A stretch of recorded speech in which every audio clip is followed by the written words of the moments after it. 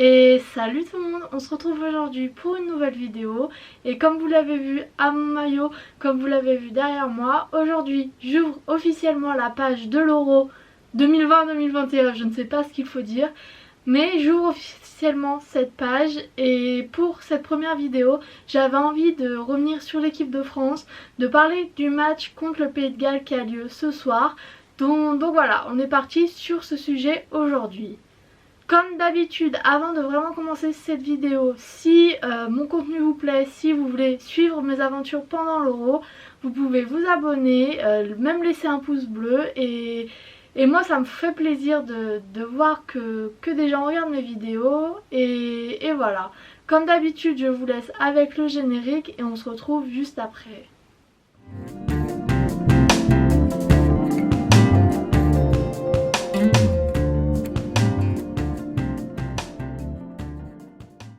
Ce soir a lieu le match amical contre le Pays de Galles pour ce match là j'avais pas envie de faire un débrief après match mais j'avais envie de faire un avant match.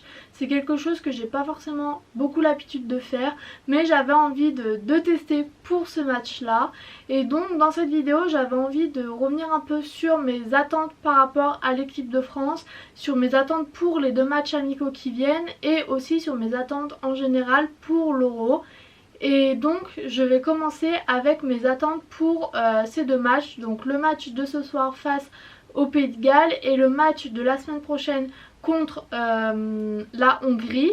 Et donc pour ces matchs j'attends beaucoup on va dire parce que c'est vrai qu'avec Karim Benzema qui est de retour, j'ai hâte de voir comment l'équipe de France va gérer ce retour dans le jeu, comment on va jouer, quel système on va mettre en place, comment Didier Deschamps va gérer tout ça. Et bien entendu j'ai hâte de voir Karim Benzema, Griezmann et Mbappé jouer tous les trois. Et je pense que c'est une attaque qui est très prometteuse et j'ai hâte de voir si dans les faits ça va marcher. Parce que oui, sur papier c'est une des meilleures attaques du monde, mais il faut voir maintenant dans les faits, en jeu, si c'est une attaque qui marche. Et donc pour ces deux matchs là j'ai vraiment hâte de voir cette attaque surtout parce que c'est vrai que dans les autres postes de jeu, au milieu, en défense et le gardien ça va être du classique, je pense qu'il n'y aura pas de surprise de ce côté là.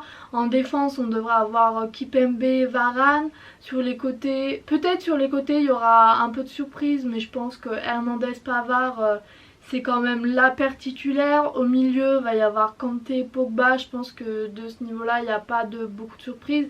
Pour le gardien je vois personne d'autre qu'Hugo Lloris. Voilà, il n'y aura pas de surprise. Les seules surprises qu'il va y avoir c'est peut-être comment on va jouer par rapport au système de jeu qu'on va mettre en place, mais sinon en termes de personnes effectives, de joueurs, il va pas y avoir beaucoup de surprises. La surprise c'est vraiment sur l'attaque.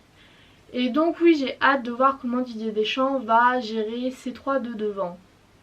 Et même si je pense qu'on va pas avoir de surprise pour l'Euro au milieu notamment, je pense que quand même pour ce match face au Pays de Galles on va être forcément surpris du choix de Didier Deschamps parce que N'Golo Kanté ne va pas pouvoir jouer ce match face au Pays de Galles vu qu'il est pas encore intégré à cette équipe, donc il va pas pouvoir jouer le match face au Pays de Galles je pense. Donc on va forcément avoir une surprise au milieu de terrain et c'est quelque chose que j'attends aussi, voir si les remplaçants qu'on a peuvent faire l'affaire parce que c'est vrai qu'au milieu de terrain remplacer N'Golo Kanté c'est assez difficile. Donc j'ai hâte de voir comment Didier Deschamps va régler ça et j'ai hâte de voir si notre milieu de terrain peut pas remplacer N'Golo Kanté parce que remplacer N'Golo Kanté c'est impossible, mais peut faire un peu le travail. Surtout que le Pays de Galles c'est peut-être pas la meilleure sélection du monde mais ils ont quand même de très bons joueurs.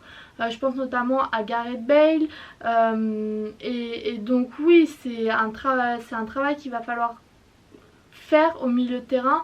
Donc voilà, j'ai hâte de voir aussi si les remplaçants sont à la hauteur du rôle qu'on va leur donner. Et pour le match face à la Hongrie, là je pense que ça serait bien d'avoir l'équipe type de l'Euro, commencer à jouer comme cela. Je pense que le match contre le Pays de Galles c'est vraiment un match de reprise pour moi avec la possibilité de tenter des choses. Et le match face à la Hongrie, ça sera à peu près une semaine de notre premier match de l'Euro, donc c'est vraiment un match qu'il faudra gérer, où il faudra mettre en place l'équipe qu'on a pour l'Euro. Donc voilà ce que j'attends de ces deux matchs amicaux. Le match face au Pays de Galles, ça sera plus pour moi un match vraiment d'essai, un match de remise en forme et de test. Et le match face à la Hongrie, pour moi c'est là où l'Euro commence, parce que c'est là qu'on va vraiment commencer à mettre en place le système de jeu, à mettre en place l'effectif qu'on aura pour l'Euro. Donc voilà ce que j'attends de ces deux matchs là. Et pour ce match face au Pays de Galles, j'avais pas envie de faire un débrief, parce que pour moi j'ai prévu de faire un gros débrief après le match face à la Hongrie pour avoir de la matière pour parler sur Benzema, sur l'attaque, sur le trio offensif, parce qu'un match on va pas non plus, je m'attends pas non plus à voir quelque chose d'étincelant tout de suite s'il y a besoin de travail et tout ça. Donc j'ai préféré faire un avant-match pour ce match face au Pays de Galles, et je ferai un débrief des deux matchs préparatoires, deux matchs amicaux, juste après le match face à la Hongrie, en ouverture un peu de l'Euro. Donc voilà. Maintenant, pour finir cette vidéo, je vais revenir sur l'Euro en général. Bien sûr je vais parler de l'équipe de France, mais il n'y a pas que ça, parce que l'Euro c'est quelque chose que j'attends depuis un an. De l'année dernière j'étais déjà à fond dedans, et qu'il soit reporté d'un an, ça m'a juste donné plus envie d'y être. J'ai envie de retrouver cette ambiance de coupe internationale, de coupe européenne, comme il y avait eu pendant le mondial notamment. C'est une ambiance que j'aime beaucoup, ça respire l'été, et donc oui, j'ai hâte d'y être. Et d'un point de vue personnel, pour la France, j'ai très mal vécu l'Euro 2016. La finale, c'était ma première finale d'une grande compétition comme ça. Donc oui, j'espère que cet Euro se passera mieux pour la France. J'espère qu'on pourra effacer l'Euro 2016. Et voilà, mes attentes pour cet Euro, il faut savoir qu'elles sont hyper hautes. Donc j'ai plus de chances d'être déçue que d'être contente. Donc j'espère que tout se passera bien, et j'espère que les vidéos que je ferai pendant cette période vous plairont, parce qu'il y a vraiment beaucoup de choses qui arrivent.